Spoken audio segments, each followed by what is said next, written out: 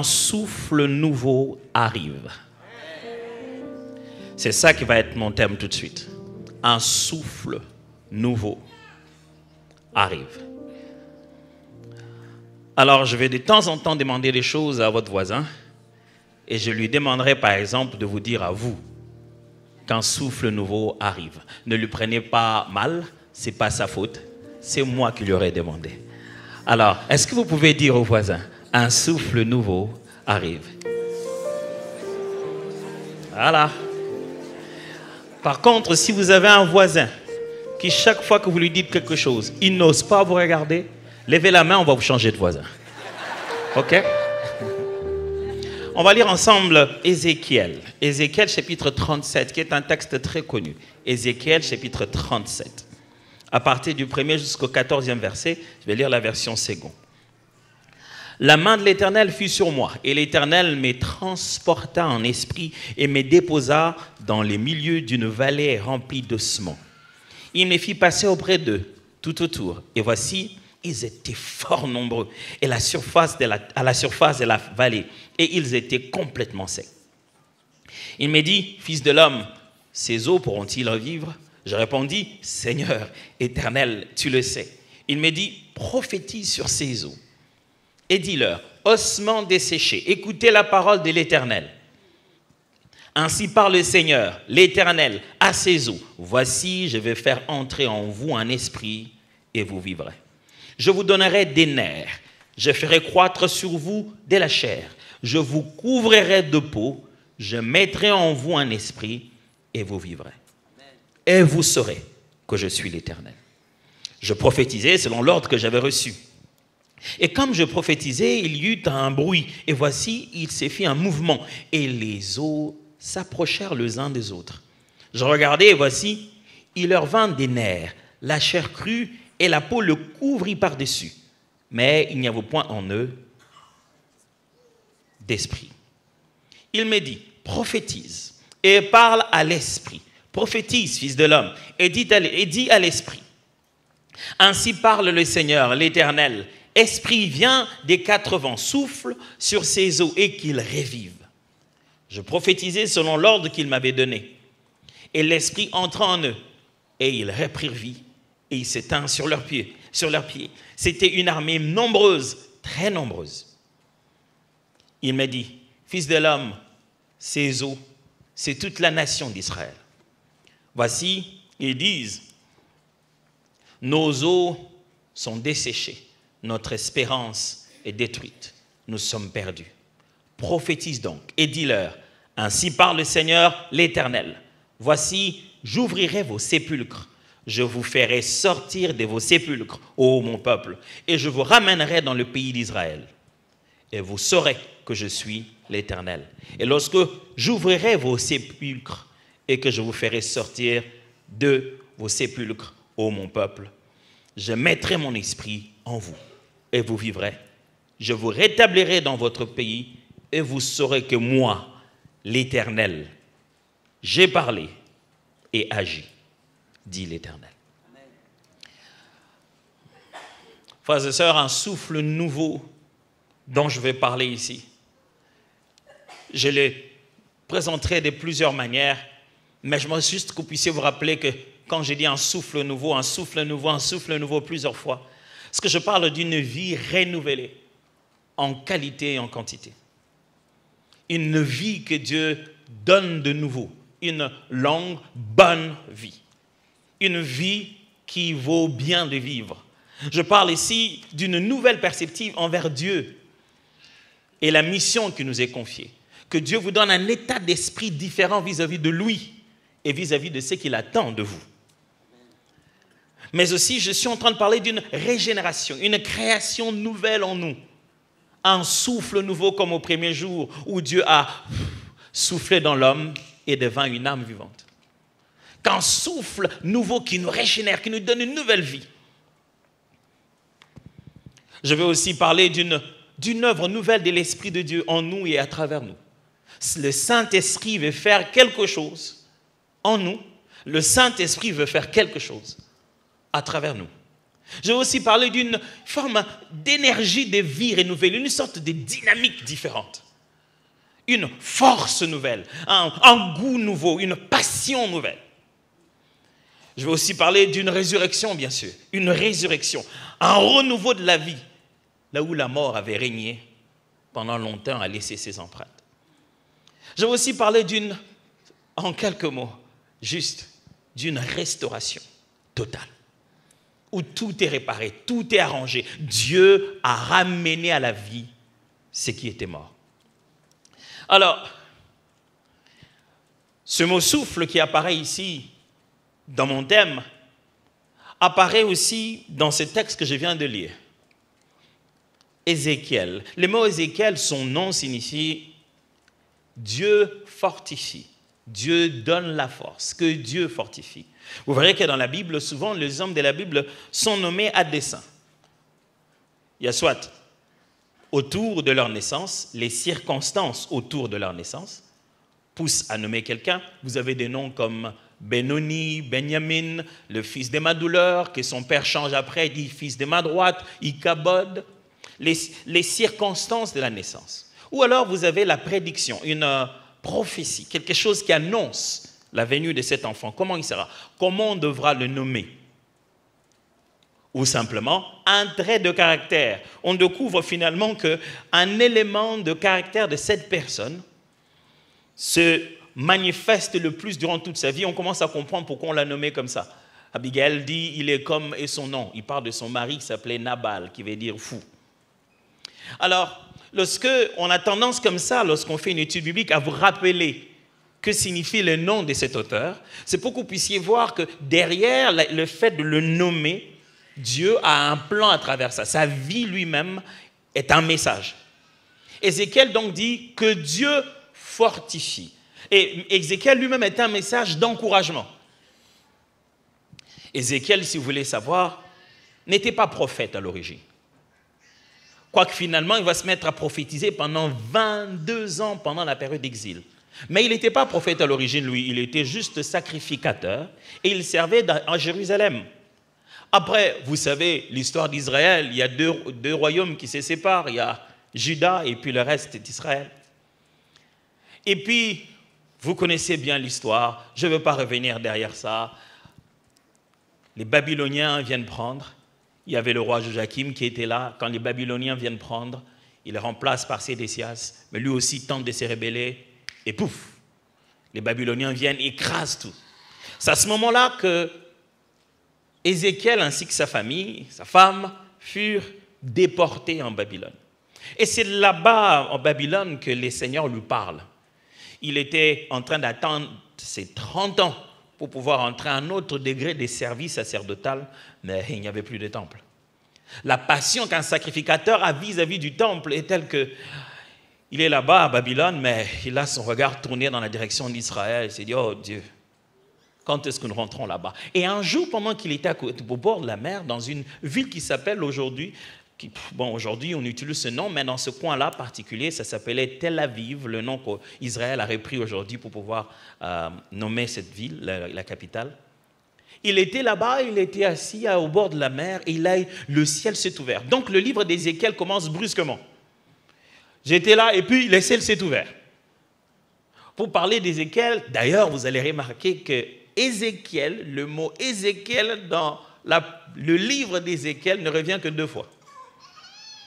Pour présenter sa généalogie, et pour un moment où Dieu dit, je vous envoie Ézéchiel. Mais de tout le temps où Dieu parle avec Ézéchiel, jamais il n'est fait comme ailleurs dans la Bible où Saul, Saul.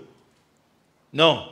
Où il appelle, non, de tout le temps dans les prophéties d'Ézéchiel, Dieu l'appelle par un nom que Jésus va utiliser après.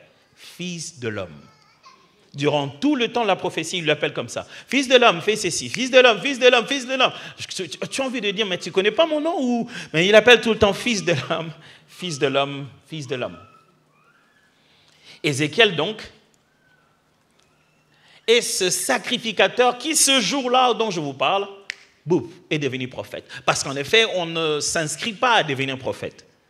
On ne dit pas aux gens qu'on est prophète. C'est quelque chose qui nous arrive, c'est un message de Dieu qui nous parvient, qui nous transforme en prophète. On ne se décide pas, je pense qu'il est temps que je devienne prophète. Non, le mandat te vient lorsque l'expérience est accompagnée du message. Bien des gens voient des choses, j'ai vu des anges. Mais non, si tu as vu des anges, c'est que tu es un bon observateur. Tu deviens prophète que quand il te donne un message. Les gens ont dit, j'étais là, j'ai vu le ciel ouvert, fantastique. C'est que tu reçois des visions. Mais prophète signifie messager. Quel est ton message? J'ai vu le ciel ouvert. Et après, qu'est-ce qui a été dit? Vous vous souvenez le jour où Samuel est appelé à devenir prophète? Il ne le devient pas jusqu'à ce qu'il ait décodé le message. Première fois, Dieu l'appelle, il va répondre chez Élie, les sacrificateurs. Deuxième fois, il va encore là-bas. Finalement, les gars, ils ne comprennent pas toujours. Je me suis toujours posé la question, pourquoi la voix ne lui a pas dit « Chut, pas là-bas, reviens ici ». Il a entendu la voix, mais la voix ne lui dit pas « Ne va pas là-bas ».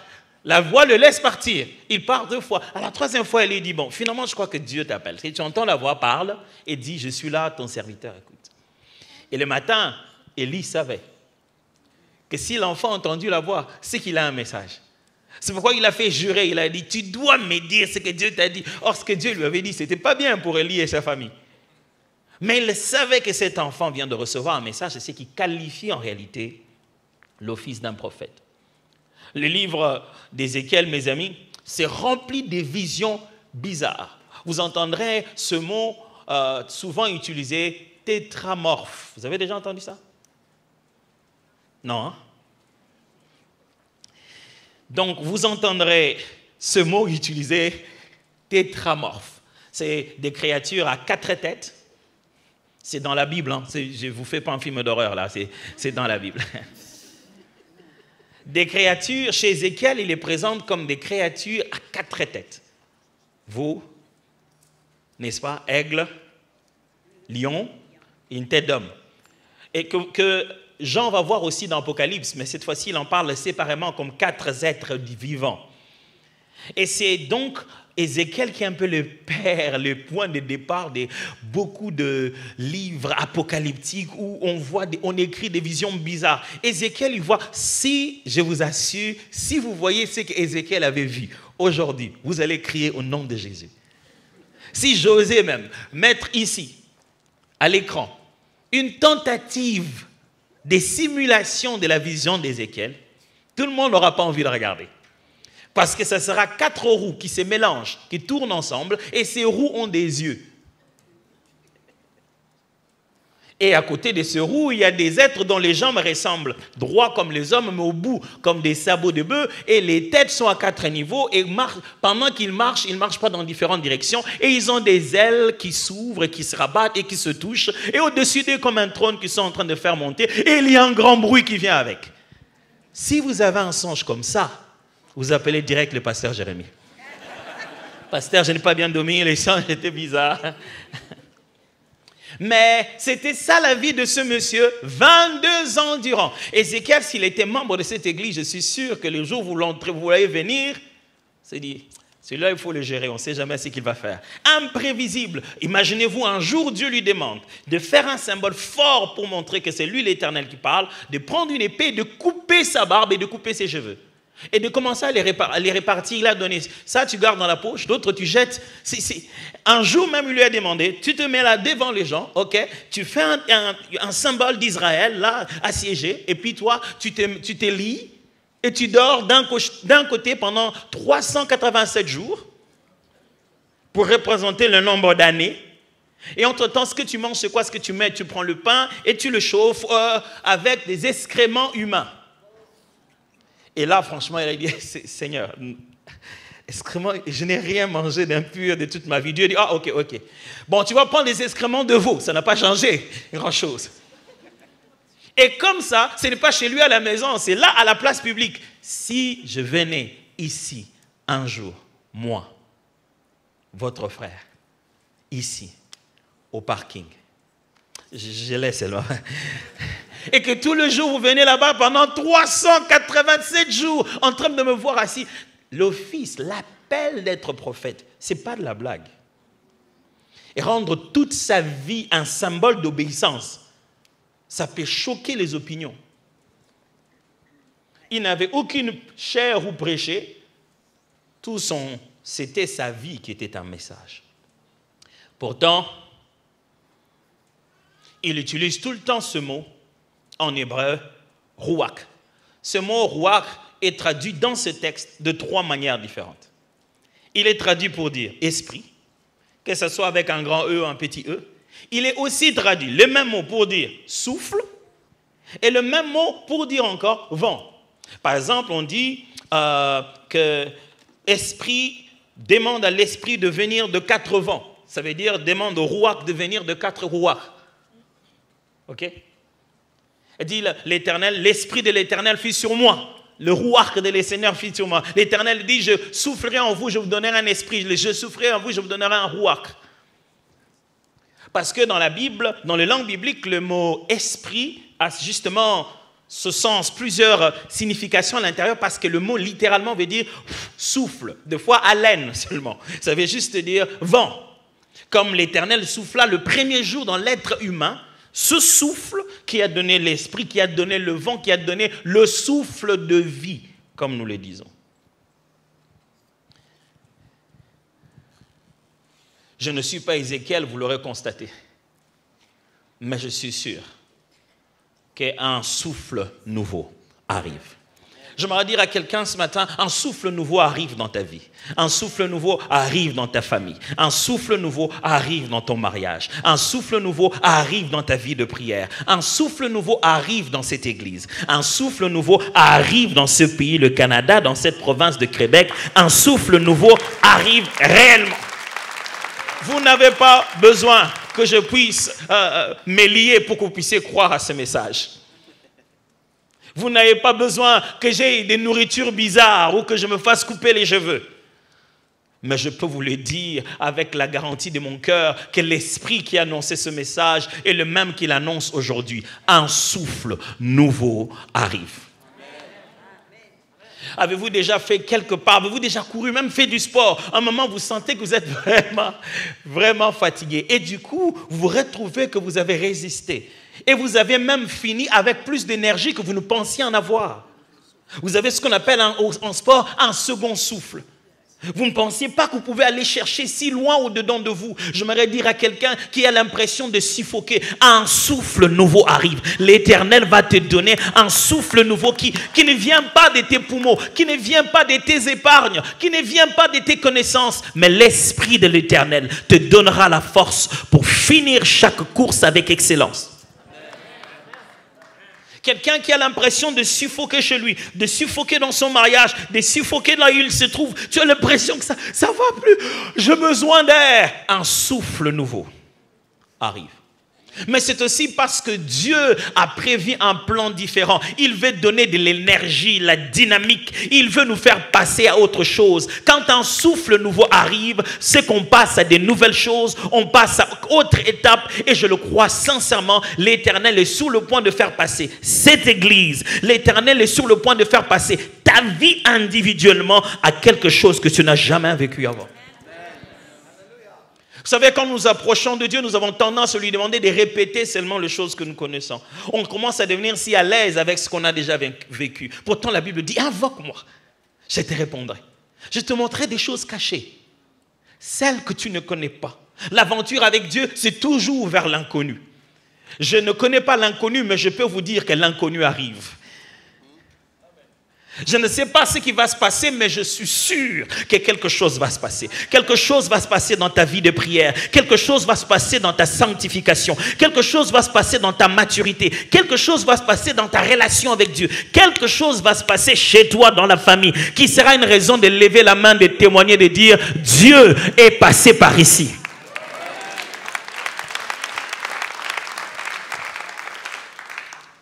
Dieu est passé par ici. Un souffle nouveau. Mais j'aimerais, avant que nous puissions quitter ici, ensemble nous puissions étudier comment ça arrive. Parce que l'idée d'arriver ici, c'est qu'il y a une progression. Ça se manifeste. Et ça arrive.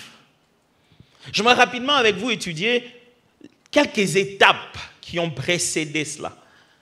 pour qu'il y ait ce souffle finalement. En fin de compte, le prophète prophétise et l'esprit, le souffle, le roi entre dans les ossements desséchés. Les ossements desséchés sont devenus des êtres vivants. Vous devez savoir une chose au sujet d'Ézéchiel. Il est un peu l'ancêtre de... Vous savez ces trucs-là qu'on porte quand on veut jouer des jeux virtuels là. Comment on appelle ça? Quoi? VR, qui signifie quoi? Vérité? Ah, réalité virtuelle. Mais pourquoi c'est VR? C'est pas RV? En anglais, virtual reality. Ok. Je me dis, mais c'est RV, VR. Vous voyez, c'est exactement ce qu'il vient de dire là. VR et RV. Ézéchiel est un peu l'ancêtre des VR. C'est-à-dire que Dieu lui fait souvent faire dans les prophéties des tours virtuels. Il est dans les temples d'Israël. Dieu le porte ici, il va là-bas. Il voit des choses et les gens ne le voient pas. Et si tu étais avec Ézéchiel pendant qu'il est transporté en esprit, tu peux le voir faire des gestes maintenant. Mais tu ne vois pas ce qu'il fait là-bas. Et quand il va se ressaisir, tu te dis, tu faisais quoi? Il vient carrément d'ailleurs. Et il a l'habitude d'utiliser les termes que l'Éternel le transporta. Et Dieu lui fait vivre des réalités en 3 dimensions. Il ne voit pas seulement comme ça, il entre dans les milieux, il regarde la taille, il touche, il vérifie. Quand Ézéchiel dit les ossements étaient vraiment secs, c'est parce qu'il a vu que c'était vraiment séché. Il décrit certains détails qu'il faut avoir été là, pas juste avoir vu, avoir été là, avoir partagé une vision comme si c'était un songe. Vous savez, quand vous êtes dans un songe, vous êtes vraiment dedans. Les mauvais songes qu'on raconte souvent, je vois souvent dans les réseaux sociaux. Vous avez vu ces songes-là? Où quelqu'un veut plonger dans l'eau, au moment où il veut plonger comme ça, il y a un requin qui est sur le point. Et c'est là qu'il sursaute de son lit. Les réseaux sociaux, c'est pas bien. Il y a tout et rien là-bas. Mais Ézéchiel vit ces choses-là. Il les vit littéralement. C'est un peu comme Daniel. Quand il vivait ça, il rougissait. Tu pouvais te dire, mais qu'est-ce qui se passe avec toi, Daniel? Je suis là, mais je ne suis pas là. Ce que je vis dans mon esprit affecte jusqu'à mon corps. C'était tellement vrai. Mais comment ça va se passer? Maintenant qu'on sait qu'un nouveau souffle arrive, comment cela va se passer? Je crois que c'est le moment de demander aux voisins, comment cela se passera-t-il? Souviens-toi, on a beaucoup de voisins, tu peux en changer n'importe quand. Mais si c'est lui qui t'a conduit pour venir ici, je te propose de garder la paix avec lui. Hein? Je ne sais pas comment tu vas rentrer sans lui. Dans ces textes, il y a quelques étapes que j'aimerais vous les suggérer et vous les résumer en 5. Première étape, la vision. Lorsque Dieu veut renouveler les choses, souffler un vent nouveau de réveil et de transformation, redonner force à son peuple, fortifier son peuple. Quand Dieu veut faire ça, il commence d'abord par une vision. Ok, entendons-nous très bien. De quoi je parle par vision? Quand je dis vision, je parle d'une expérience spirituelle au travers de laquelle Dieu met devant son serviteur un état des lieux d'un côté et son intention du futur de l'autre. C'est que Dieu te fait vivre une expérience, Dieu te fait vivre une réalisation où il met devant toi l'état des lieux, comment les choses sont et qu'est-ce qu'il est sur le point de faire. C'est ce qu'on appelle une vision. Dieu place ça dans ton cœur. Ça ne veut pas nécessairement dire que tu es transporté en VR, non. Ça veut simplement dire qu'il y a comme une conscience, comme un éveil, quelque chose qui te dit, mais ça ne devrait pas être comme ça. En d'autres termes, Dieu met en toi une frustration. C'est si grand que tu peux te l'imaginer. Tu es si frustré par pourquoi les choses sont comme ça. Quand Dieu veut amener un souffle nouveau en toi, il te fait détester le statu quo. Tu commences à te dire, ça ne devrait pas être comme ça. Même quand tu ne sais pas comment ça devrait être, mais tu sais que ça ne devrait pas être comme ça. C'est là que tu commences à te dire, non, ma vie ne peut pas être comme ça. Non, ce n'est pas le maximum de tout ce que... Je ne peux pas quand même imaginer que tout mon temps, que c'est ça seulement le mariage. Le mariage, ce n'est pas que ça. Dieu commence par susciter en ton cœur une grosse frustration. C'est que un souffle nouveau. arrive. J'ai appris à conduire les véhicules par une voiture manuelle. C'était une longue histoire, vous ne pouvez pas imaginer.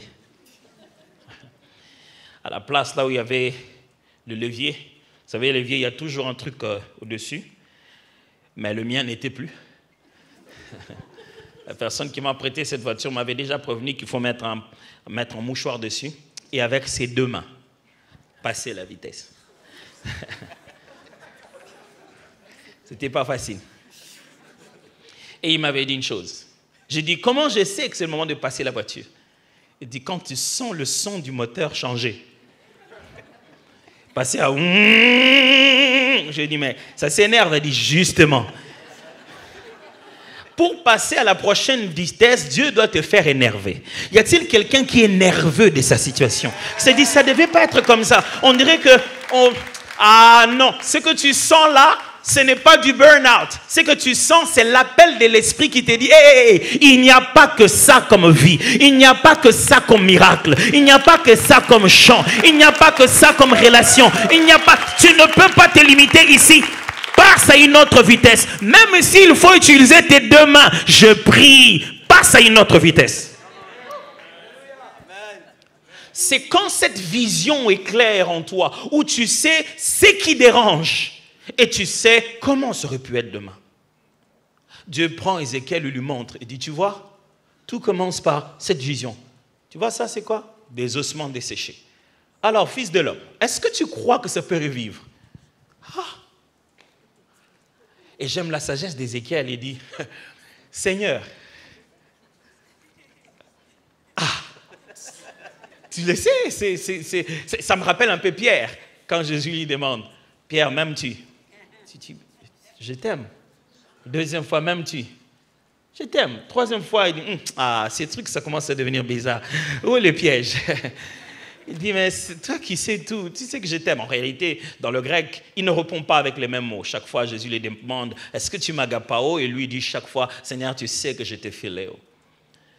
Et il dit que tu connais tout. Si je t'ai dit que je t'aime comme tu m'aimes, j'aurais menti. Et en plus, tu as la preuve, hein, j'étais régné, les preuves sont là. Mais Dieu fait faire à Ézéchiel un constat. As-tu constaté que maintenant, tu ne pries pas comme tu priais avant, mais que quelque part, tu as prié comme tu ne priais pas maintenant? As-tu constaté que ce que tu vis maintenant est devenu la moyenne de tes maximums? Dieu veut faire de ton maximum ta prochaine moyenne. Dieu veut faire de ton maximum ton nouveau minimum. Si quelqu'un t'a fait croire que ce que tu as pu vivre de mieux, c'est juste vers là qu'il faut de temps en temps arriver, Dieu dit que c'est là qu'il veut te placer pour que ça puisse commencer. Il veut placer tes pieds sur la montagne. Tu ne dois pas toucher la montagne de la main en y arrivant avec souffrance. Tu dois y monter jusqu'à ce que tes jambes soient dessus. Il y a une autre vie de prière. Il y a une autre vie de présence de Dieu. Il y a une autre qualité de vie de famille. Dieu veut te donner ça. Mais est-ce que tu vois ça? Est-ce que c'est clair? Est-ce que tu as cette vision de la chose? Est-ce que tu sens la frustration qu'il y a dans le cœur de Dieu? Mais cette étape appelée vision, c'est aussi l'étape des questions et des réponses. Vous voyez? Dieu dit, est-ce que tu vois? Est-ce que ça peut revivre? Lui dit, bon, Éternel, toi tu le sais. C'est normal qu'on se questionne, mes amis. Je vous assure que si vous étiez dans ma tête, vous allez sortir très vite. Il y a trop de questions. Il y a tout le temps des questions. Des fois, j'ai envie je me calme moi-même. Je me parle à moi, je me dis, ok, Adams, calme-toi, vite-moi maintenant. Il y a beaucoup de questions. Nos propres questions à nous-mêmes, ça passe. Mais ce sont nos questions à Dieu qui nous font mal. Parce qu'on a l'impression de fois qu'il entend qu'on lui pose la question, on dirait qu'il s'en fout, quoi. Vous savez, il y a des fois où tu dis, Seigneur, je ne te demande pas beaucoup de choses. Vous savez, il y a ces gens qui ne prient pas assez parce qu'ils ont l'impression qu'ils font un crédit. C'est-à-dire qu'ils bénéficient, comment on appelle ça? Ils font de... How do you say that? C'est quand tu prends ton argent et puis au bout d'un moment, la banque te fait Des intérêts, voilà les termes. Il y a des gens qui pensent que sans prier, il se fait des intérêts. Le jour où Dieu l'entendra prier, il dit non, et concentrons-lui à lui. Lui, il ne prie pas souvent. S'il prie, c'est que c'est sérieux. Je suis désolé de vous dire que c'est faux. Ce n'est pas parce que vous ne demandez jamais à Dieu que le jour où vous demanderez, il va tout arrêter pour que vous puissiez demander. Il y a bien des choses qu'il vous donne que vous ne demandez jamais. Il n'est pas ce genre de père-là qui attendra que tu parles. Il est un père responsable. Il s'assure que tu as de quoi tu as besoin sans avoir besoin de demander. Le jour où tu demandes, ce n'est pas tes intérêts de n'avoir jamais demandé qui seront rassemblés en une prière. Rien d'autre que la foi. C'est ça qui est plus important. C'est ça qui fait peser la balance quand tu viens en Christ et par la foi. Est-ce que vous avez déjà eu ce type de questions? Vous posez des questions à Dieu, vous dites, Seigneur, mais pourquoi alors? Mais pourquoi alors? Et il ne donne pas de réponse. Mais pourquoi alors? Mais les temps avancent. Les situations changent. Mais le pourquoi reste là toujours. J'aimerais vous dire que des fois, Dieu n'aime pas répondre à des questions. Ce sont ces questions-là qui te feront prier. Ce sont ces questions-là qui te rendront attentif à son mouvement. Ce sont ces questions-là qui te permettront de regarder la situation différemment. J'ai dit la première chose, quand le souffle arrive, c'est une vision. Comment voyez-vous votre famille? Pas comme ça, pas maintenant, pas comme elle est maintenant, ou quand vous arrivez à la maison à peine dire « Je suis là », personne ne vous répond parce que tout le monde a ses écouteurs et tout le monde devant son téléphone et tous ensemble devant la télé. Chacun avec ses écouteurs et son téléphone, ensemble devant la télé qui fait « Vous savez, moi si j'étais la télé, j'allais m'éteindre. » Je dis « Mais ça va pas ou quoi? Tout le monde est là à regarder autre chose, je fais quoi ici ?» Ou tu entres à la maison, tu te dis « Wow, ils sont tous physiquement ici, mais il n'y a aucune relation dans cette maison. » Tu entres dans des maisons où la mère envoie un SMS à son fils en bas, un WhatsApp.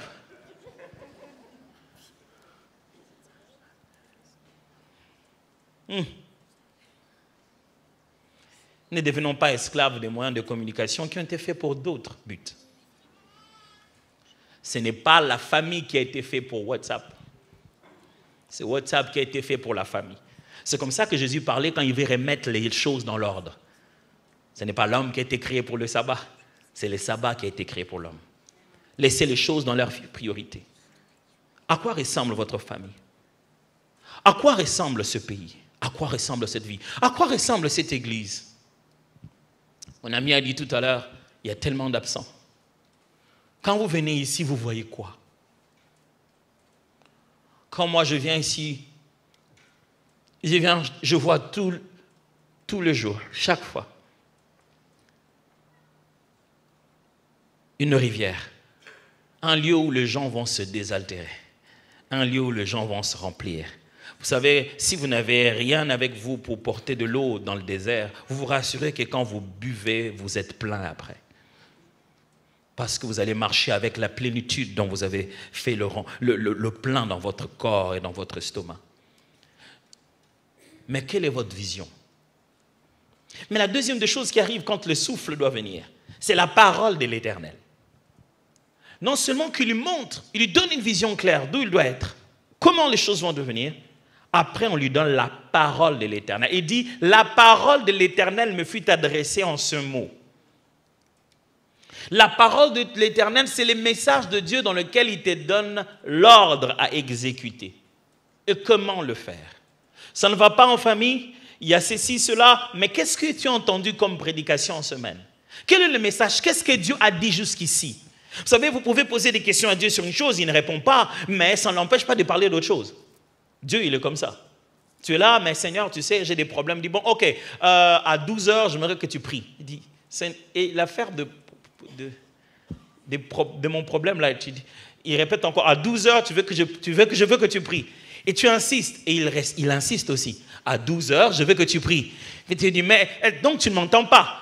Est-ce que toi tu entends? J'ai dit à 12h, il faut que tu pries. Jusqu'à ce que tu vas arriver à un niveau, tu te dis, bon, je fais d'abord ce qu'il a dit à 12h, on va voir ce qui va arriver. Mais pour Dieu, il s'en fout. Il s'est dit, lequel de deux enfants obéit réellement? Celui à qui le père dit, va faire une chose, il dit, j'irai.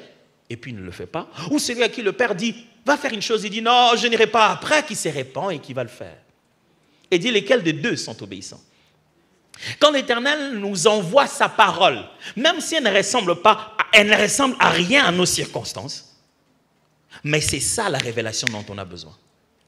Un jour, un peuple souffrait parce que l'eau était devenue amère, on ne pouvait pas boire. Ils vont parler de ça au prophète. Il dit, prophète Élisée, ici le pays est bien, mais l'eau est amère. Le prophète leur dit, amenez-moi une assiette et mettez-y du sel. Qu'est-ce que ça a à voir avec l'eau qui est amère? Frères et sœurs, vous n'avez pas créé l'humanité. On est d'accord? Donc, vous ne connaissez pas la matière première. Quand l'auteur vous dit « amène-moi ça et ça », c'est lui qui sait comment il rassemble ça. Et généralement, quand nous allons voir Dieu, nous lui demandons le produit fini, alors que lui nous demande de collecter seulement les matières de base. Nous disons « Dieu, je veux ça ». Il nous dit « ok, va faire ça et ça ». Mais ça n'a pas de lien. Va faire ça et ça. Mais je ne vois pas en quoi c'est attaché. Va faire ça et ça. Mais Seigneur, je ne comprends pas. Mais si tu veux être guéri et qu'il te dit, il prend la salive, il met avec la boue, il met sur tes os. Quand il dit, va te laver les yeux, va te laver les yeux. Non, mais je peux me laver ici un peu d'eau. Va seulement là-bas à Siloé. Mais pourquoi seulement Silo? Tu ne sais pas, peut-être que toi, tu as été créé de l'eau de Siloé. Peut-être que c'était l'eau préférée de ta mère pendant ta grossesse. Et quand je suis en train de refabriquer tes yeux, je suis en train de rassembler toute la matière. L'homme est venu de la poussière, Dieu a soufflé dans sa bouche. Alors, un peu d'eau de Siloé qui avait dans le ventre de ta mère, et on va te donner les yeux. Tu ne connais pas quelle est la matière première dont Dieu a besoin pour obtenir les résultats que tu veux. Tout ce dont tu as besoin, c'est la parole de l'Éternel. Quand tu peux reconnaître qu'ici, Dieu me veut faire ceci, c'est là qu'un nouveau vent commence dans la vie de quelqu'un. Quelqu'un est transformé quand il commence à reconnaître que Dieu m'a parlé là. Ça, je sens que c'est Dieu qui veut que je fasse quelque chose. Troisièmement, il arrive ce qu'on appelle justement la prophétie. Il lui dit, prophétise. Allez, on ne va pas parler de la prophétie aujourd'hui en long, en large. Il nous faudra encore une semaine de plus de vacances pour ça. Ça deviendra des vacances de reconstruction.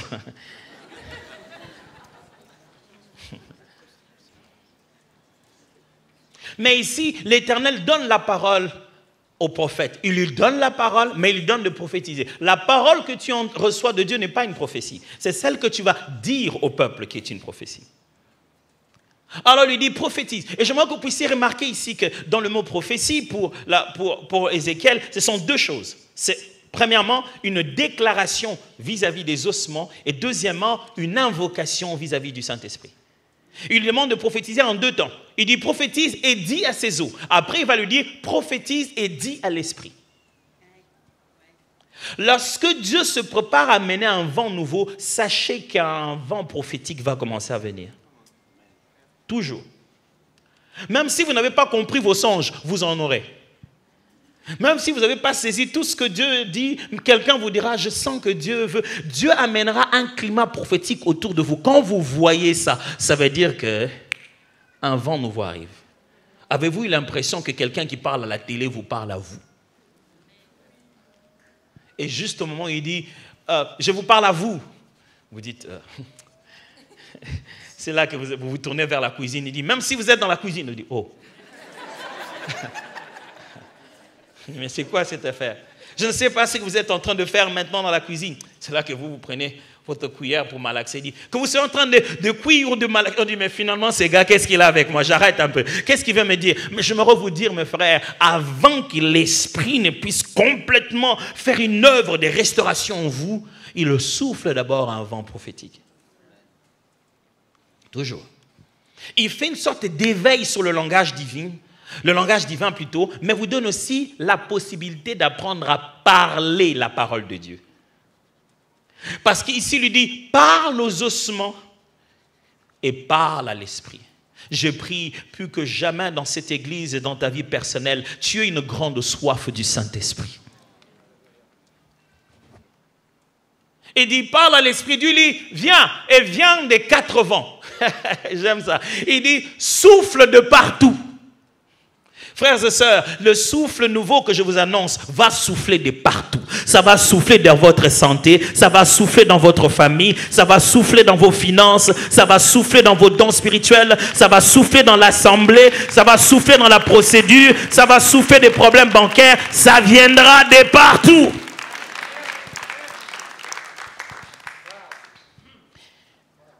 Quatrièmement, ce qui arrive, bien sûr, c'est l'obéissance.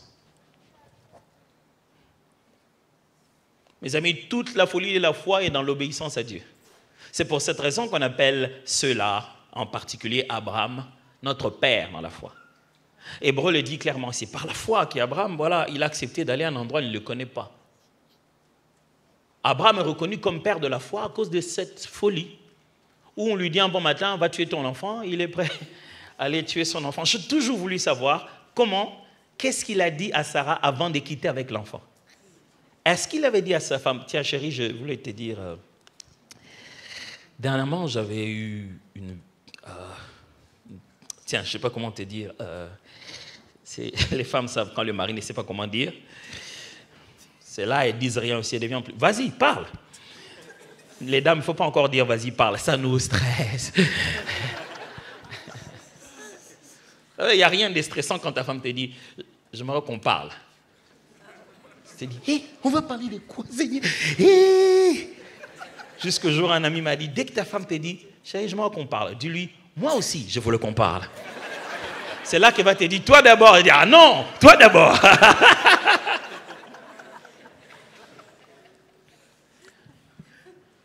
Mais Abraham a obéi. Quelle folie! Amener son enfant, prêt à aller le tuer. Mais quelle folie!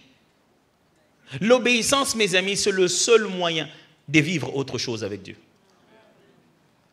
Je me souviens que la première fois que je suis monté à la chaire de cette église, je vous l'ai dit en d'autres mots. Faites tout ce qu'il vous dira. Rien n'échange avec les statu quo. Rien n'échange quand on essaie de faire la même chose qui ne produit pas les effets attendus.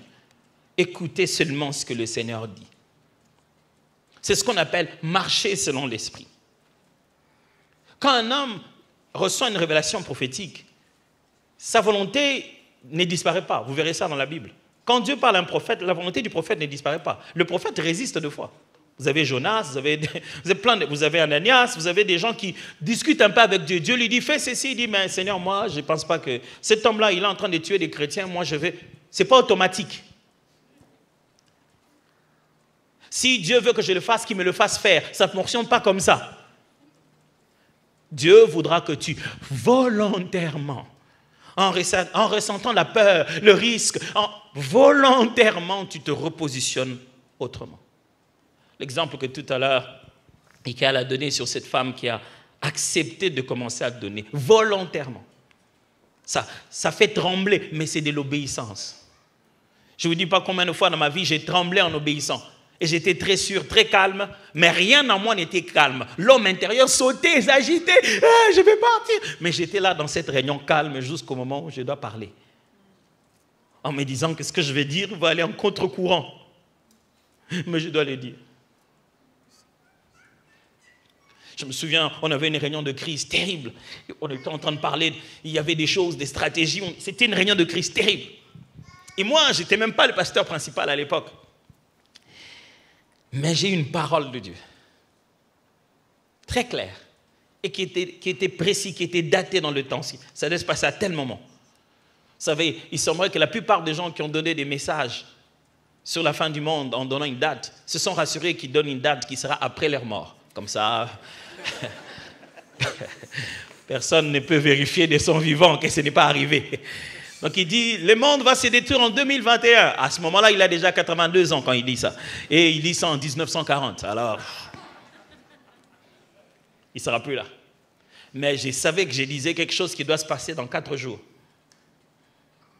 Donc si dans 4 jours, ça n'a pas lieu, tout le monde connaît ton adresse. Vous savez, des fois, vous avez pitié du prophète, vous regardez et dites, oh, ça va?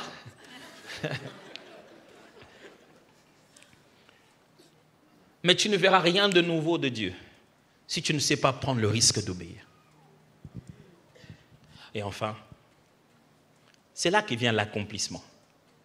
Quand le souffle nouveau arrive, alors vient l'accomplissement de toute la prophétie, de la parole de l'Éternel. Ça se met en mouvement. Quand ça se met en mouvement, ça fait ce bruit.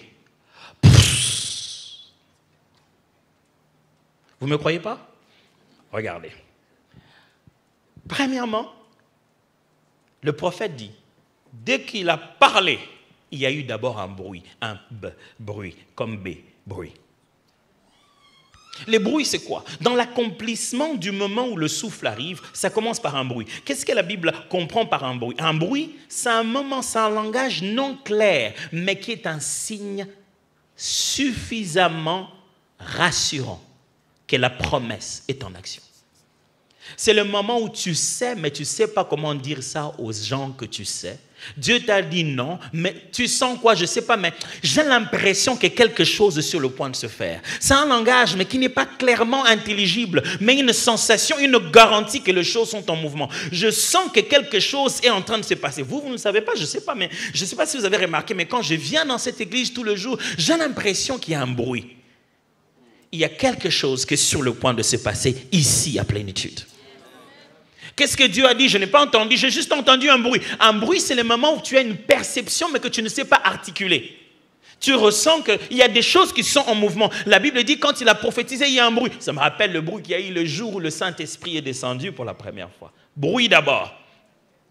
Et quand le bruit a lieu, ça fait la restauration. Je vous avais dit que ça fait brrr. Il y a B comme bruit, il y a R pour restauration. Le R de la restauration est un processus à 4 étapes. Premièrement, structure. Deuxièmement, relation. Troisièmement, ressources. Et quatrièmement, réputation. Ça signifie quoi? Ça signifie que quand Dieu annonce la restauration, il commence par un bruit. Tu sens que, tu n'en as pas encore, mais tu sens que Dieu est sur le point de me donner un nouveau boulot. Tu sens seulement dans ta tête que je dois préparer encore mon CV, je dois toiletter à nouveau mon CV. Je sais que quelque chose est sur le point de m'arriver. Tu ne sais pas qu'est-ce que c'est, tu te dis, mais je dois renouveler mon permis de conduire. Je sens que quelque chose est sur le point de m'arriver. Qui a prophétisé? Personne. Mais j'entends un bruit qui annonce la pluie et Dieu est sur le point de faire quelque chose. J'aimerais dire à quelqu'un ce matin, j'entends réellement un bruit qui annonce la pluie dans la vie de gens qui sont ici dans cette assemblée. Je ne sais pas comment vous dire ce qui va arriver, mais quelque chose va arriver certainement.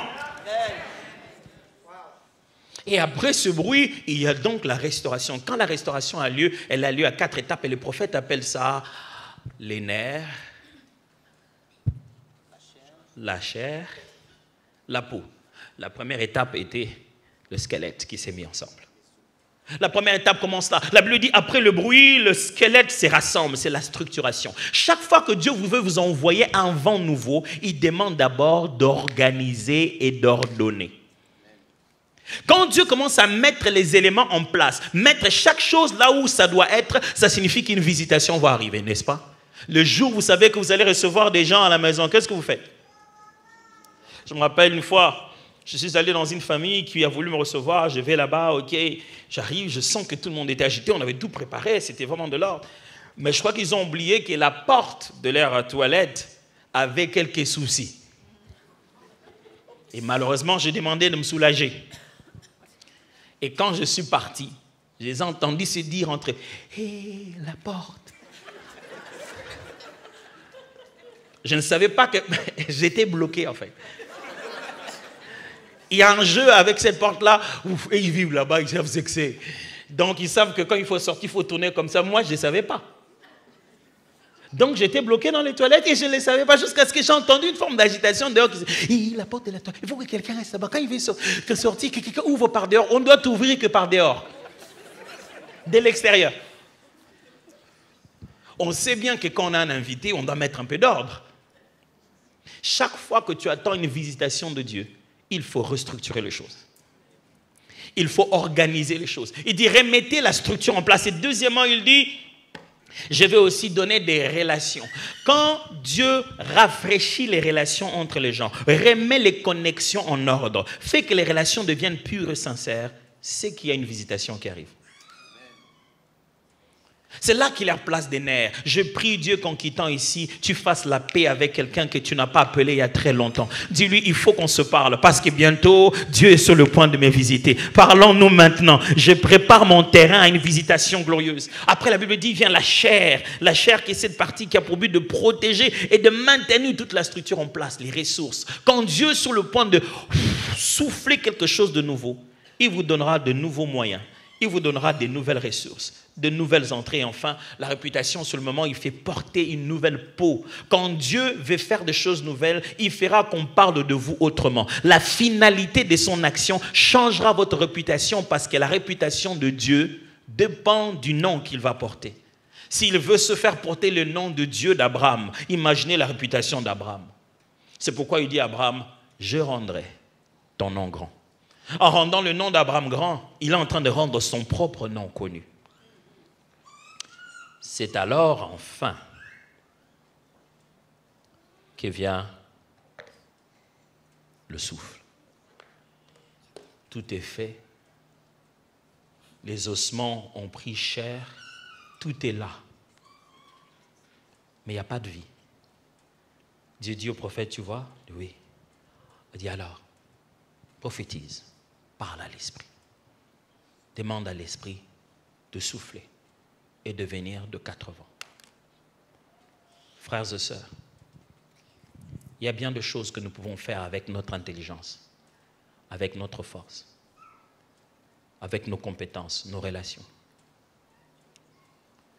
Il y en a d'autres qu'on ne peut pas faire si l'Esprit de Dieu ne s'en mêle pas. Comme convaincre le cœur de quelqu'un à qui on a déjà expliqué plusieurs fois. Mais là, c'est bonne raison. Et tu sais qu'il est fort et têtu. Et tu sais que pour que cette relation soit restaurée, il faut que l'esprit agisse. Il faut que l'esprit souffle sur notre relation. Vous avez tenté thérapie, rencontre avec le thérapeute. Vous savez qu'il a entendu les conseils. Il a fait 2 ou 3 fois. Vous savez que ce que vous avez perdu dans ce foyer, c'est l'esprit du mari que vous avez eu avant. C'est le même individu, mais peut-être qu'il est même devenu plus beau. Mais il n'est plus le même. Il est mort au-dedans de lui. Il est épuisé. Dieu aimerait fortifier votre mariage à nouveau. Dieu aimerait fortifier votre maison à nouveau. Dieu aimerait fortifier votre engagement, votre appel. Vous savez que ce n'est plus une question d'argent. Vous en avez perdu simplement les ailes. Vous n'en avez plus envie. Ce n'est pas juste question d'envie.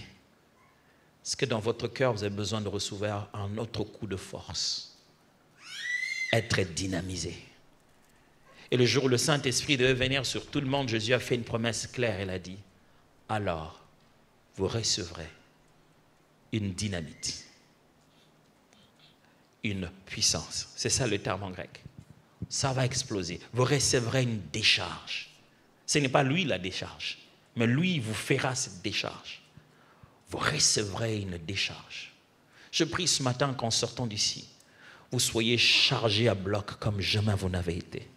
Qu'une détermination que vous avez perdue dans un but divin soit restaurée en vous. Ceux qui ont commencé à construire et ont arrêté de construire parce que quelqu'un les a juste fatigués, énervés, Dieu va vous redonner la joie, le plaisir, le fougue, la détermination, la voracité dont vous avez besoin pour finir tout ce que vous avez commencé.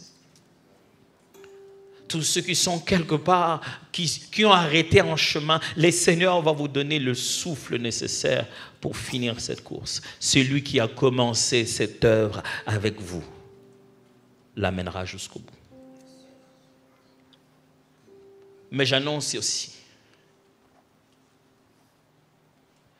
des temps où il faudra commencer à venir un peu plus tôt au culte, parce que Dieu aura réveillé toute une armée qui entrera de partout. De là, où Dieu multipliera des serviteurs au service. Ça deviendra la course à devenir volontaire pour travailler dans cette église. faudra venir un peu plus tôt parce qu'il n'y aura pas assez de parking et tout le monde va prendre sa place. Il faudra bientôt se mettre à choisir si vous venez au premier ou au second culte. Parce qu'un nouveau souffle arrive. Les gens l'auront vu quand ils auront constaté la transformation chez toi. Quand ils auront vu la croissance en toi. Quand ils auront vu cette visitation radicale de Dieu qui t'a fait partir des 0 à 1000. Quand ils auront vu comment une page a été complètement tournée. Ils sauront que l'Éternel réveille des ossements desséchés. Je ne sais pas comment tu es ici aujourd'hui ce matin. Mais il suffit d'avoir des ossements. Je ne sais pas dans quelle forme ça ressemble à quoi. Mais s'il y a des ossements, ça veut dire qu'un jour il y avait la vie. Un jour il y avait la vie.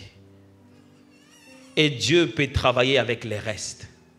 Quand tu regardes ce que tu as, tu te dis, Dieu, qu'est-ce que tu ferais avec ça? Donne-lui les pains et les poissons. Tu verras comment il va nourrir beaucoup de gens, plus que ce que tu imagines. Tu dis à Dieu, regarde mon âge, ce sont des choses que j'aurais dû apprendre un peu plus tôt. Que ferais-tu de quelqu'un comme moi? Oh, tu es très loin d'imaginer ce que Dieu peut faire avec quelqu'un de 80 ans. Il peut libérer tout le peuple d'Israël de l'Égypte. Je ne sais pas qu'est-ce qui reste dans ta mort, qu'est-ce qui reste dans ton désert. Est-ce que c'est complètement desséché? Un souffle nouveau arrive. Peut-on prier ensemble un moment?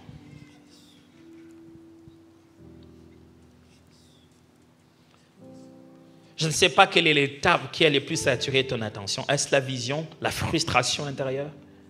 Est-ce la parole de l'Éternel? Tu n'arrives pas à la percevoir. Tu dis, Dieu, tu dis quoi finalement? Est-ce que tu n'as pas encore pris le courage de parler à ta situation et de prophétiser? La soif de l'Esprit, d'invoquer le Saint-Esprit dans ta vie. Je ne sais pas à quelle étape tu te trouves. Peut-être que c'est au niveau de l'obéissance. Tu sais ce qu'il faut faire, mais tu n'arrives pas à le faire. Peut-être que tu es au niveau déjà de l'accomplissement. Tu as entendu un bruit. Tu n'as pas encore vu les choses se faire. Et tu as vu qu'une restauration a commencé. Il y a une restructuration. Et tu peut-être au niveau, tu attends des ressources. Je ne sais pas à quelle étape tu es. Mais le Seigneur a parlé ce matin à nous tous. Et je peux vous le dire et vous l'assurer. Dieu tient toujours ses promesses. Dieu tient toujours ses promesses.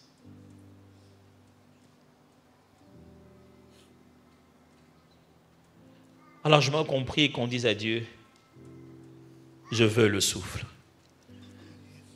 Je veux le souffle. Je veux ce souffle dans ma vie. Je veux ce souffle dans ma famille. Je veux ce souffle dans ma vie. Je veux ce souffle dans ma famille. Je veux ce souffle. Commence à parler à Dieu pendant un moment. Je veux ce souffle dans ma vie de prière. Je veux ce souffle. Je veux ce souffle dans ma vie conjugale, dans ma vie familiale. Je veux ce souffle. Envoie ce souffle.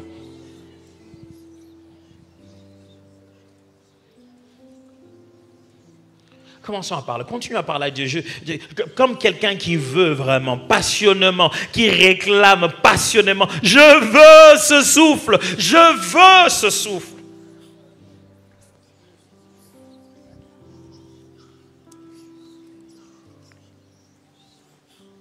Je veux ce souffle. Je veux ce souffle. Dans mon cœur, dans ma vie de prière, je veux ce souffle. Si vous êtes assoiffé comme moi, n'hésitez pas de vous lever, de vous agenouiller. Réclamons maintenant. Nous sommes en train d'invoquer. Quand on invoque, c'est des fois bizarre. La Bible dit, parle aux ossements, mais à l'esprit parle et dit, viens, viens, viens, viens. Il invoque et dit, qu'il vienne. Viens, esprit de 4 vents. Viens, esprit, souffle de Dieu. Souffle sur nous. Souffle sur nous ce matin. Souffle sur nos familles. Souffle dans nos cœurs.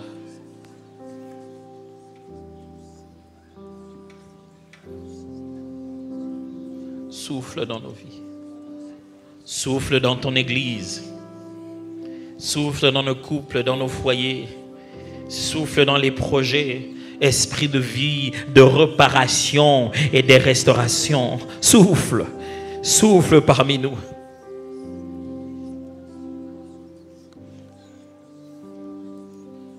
Maintenant, Seigneur, souffle dans nos vies. Envahis nos villages. Maintenant, Seigneur, fais tomber la pluie. Du Saint-Esprit. Au nom de Jésus-Christ.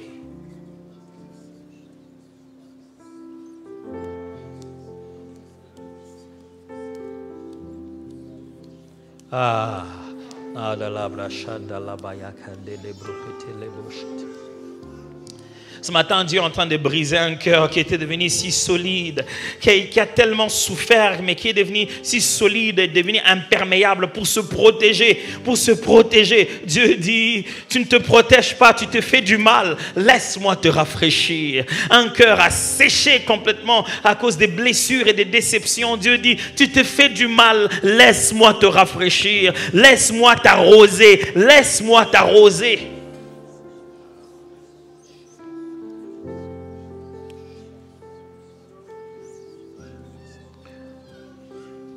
Sois arrosé au nom de Jésus.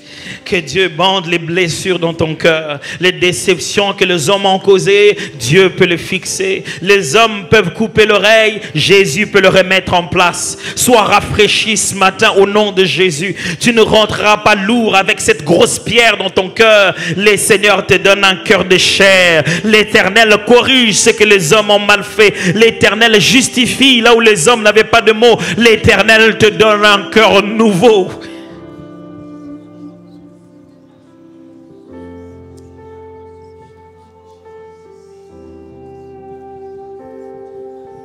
Que ce souffle arrive sur tes enfants, que le souffle de la réconciliation vienne dans ta famille, qu'un appel que tu as eu il y a très longtemps, que quelqu'un t'appelle juste out of nowhere, qu'il juste prenne son téléphone et reprenne contact sans procédure, qu'il y ait restauration dans les familles, que des gens qui ne se sont plus jamais mis ensemble, assis autour d'une même table, que ça ait lieu au nom de Jésus. Je prie qu'il y ait restauration dans ta vision, là où tu as cessé de rêver, là où tu as cessé de voir le lendemain, que Dieu te frustre et te dise que ce n'est pas tout ce qu'il faut, ce n'est pas tout ce qui est, ce n'est pas tout ce qu'il y a. Il y a plus que ce que tu as déjà vécu. Va prendre tes anciens trophées, mets-les de côté. Dieu veut faire une chose nouvelle sur le point d'arriver, une chose nouvelle que tu n'as jamais encore vue. Il est sur le point de faire ce que tu n'as jamais encore accompli. Ne te laisse pas être embrouillé par tes exploits du passé. Il y a plus à faire.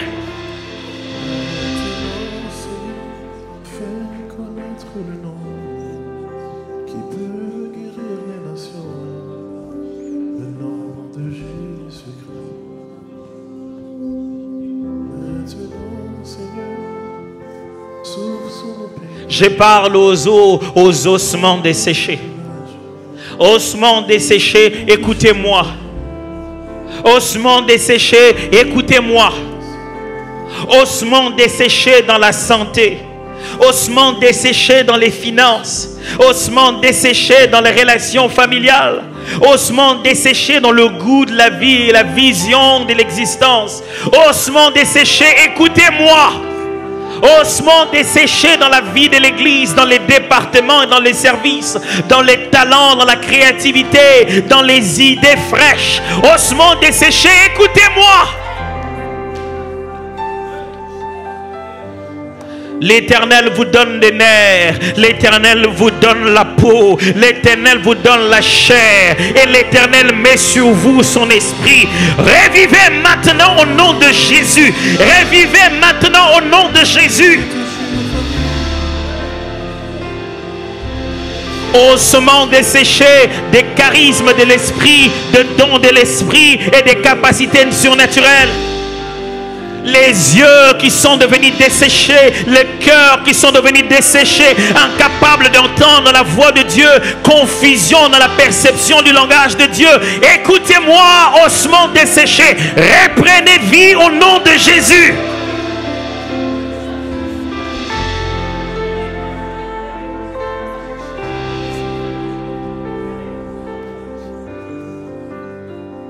Esprit, viens sur ton église.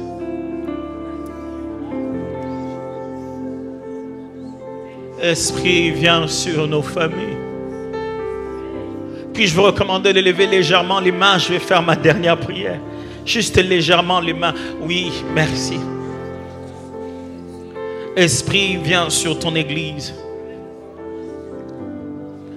Il y a des gens qui ne font que contempler, observer pendant que ça arrive aux autres. Fais que ça arrive dans leur vie.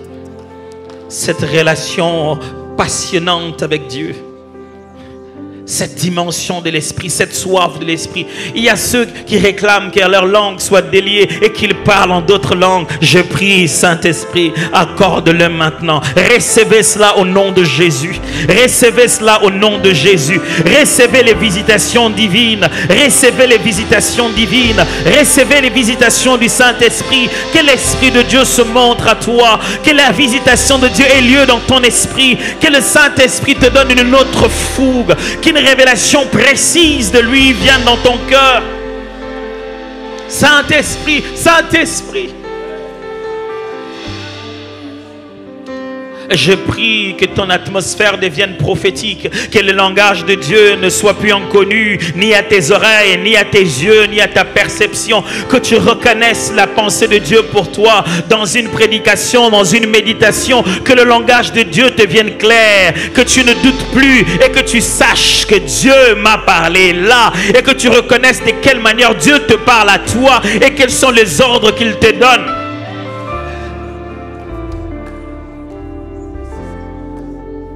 Que les gens t'entendent désormais dire: Dieu m'a dit, Dieu m'a convaincu, Dieu m'a parlé, le Seigneur a mis dans mon cœur, le fardeau de Dieu s'est imposé à moi. Je pense que ce que Dieu veut, ce que je fasse, que tu deviennes un ami de Dieu qui reconnaît sa volonté au milieu de tumulte, au milieu de confusion. Tu sais percevoir la différence de ce que Dieu veut réellement pour toi. Sur ton église, sur ton église.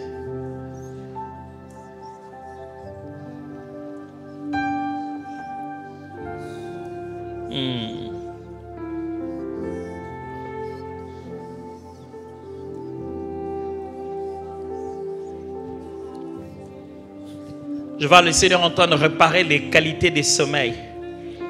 Il y a plusieurs personnes ici au milieu de nous qui viennent de faire de longs moments pour lesquels le sommeil est devenu juste horrible, impossible. Ils ne savent même plus s'ils ont vraiment dormi ou pas dormi. Même quand ils sont au lit, ce n'est jamais profond. Ils n'arrivent pas à dormir. Quelque chose perturbe et ils ne savent même pas pourquoi ils n'arrivent pas à dormir.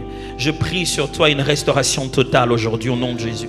L'Éternel est en train de rafraîchir ton esprit. Il est en train de te donner du repos. Il donne un repos à ton âme. Ouh, oui. Il est en train de donner un repos à ton âme pour que tu puisses avoir des qualités de sommeil plus réelles. J'aimerais juste que vous puissiez lever les mains, ceux de qui je parle. Levez bien les mains de là où vous êtes. Je vais juste prier pour vous. Gloire à Dieu. Père, au nom de Jésus, je prie maintenant dans cette assemblée.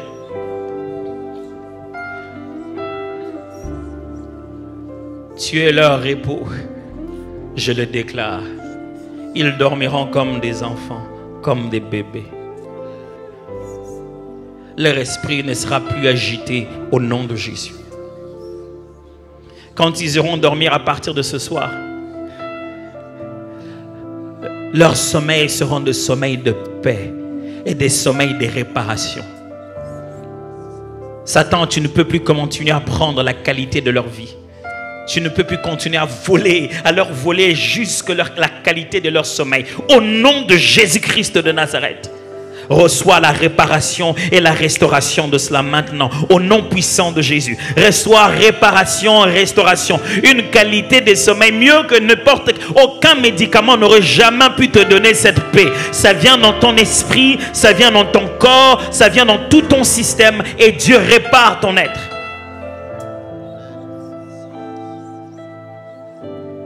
Je m'ai prié Aussi pour ceux qui sont en train de réclamer une restauration au niveau des relations. Des relations de famille, des relations de couple, enfants, parents, famille. C'est peut-être pas à ton niveau, mais tu sens qu'autour de toi, les relations ont commencé à se briser énormément. Et tu te demandes, est-ce que je n'ai vraiment rien à faire? Est-ce que je ne peux pas faire quelque chose pour que les parents s'entendent à nouveau, pour que les enfants s'entendent à nouveau, pour qu'il y ait restauration à nouveau? Levez juste la main si vous avez besoin de prière dans cette direction-là et je vais prier. Merci à vous tous.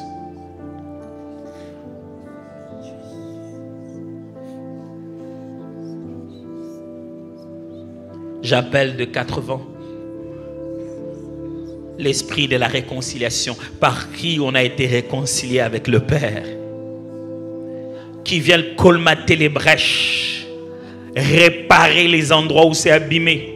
Que les gens qui ont dit non, je ne m'excuserai jamais, que l'Esprit les amène à genoux dans la prière, dans la sincérité de la présence de Dieu, que ces cœurs s'humilient.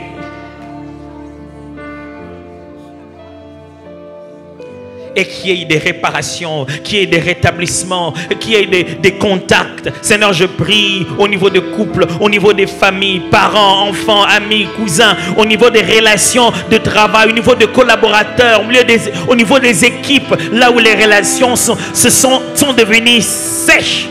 Je prie que les relations soient à nouveau arrosées, arrosées, arrosées. Arroser, arrose nos familles, arrose nos familles. Et j'aimerais faire une dernière prière. J'aimerais que nous levions tous nos mains ensemble, cette fois-ci pour prier pour notre église et pour cette contrée. Fais tomber la pluie du ciel. Fais tomber la pluie du ciel. Fais tomber la pluie d'en haut.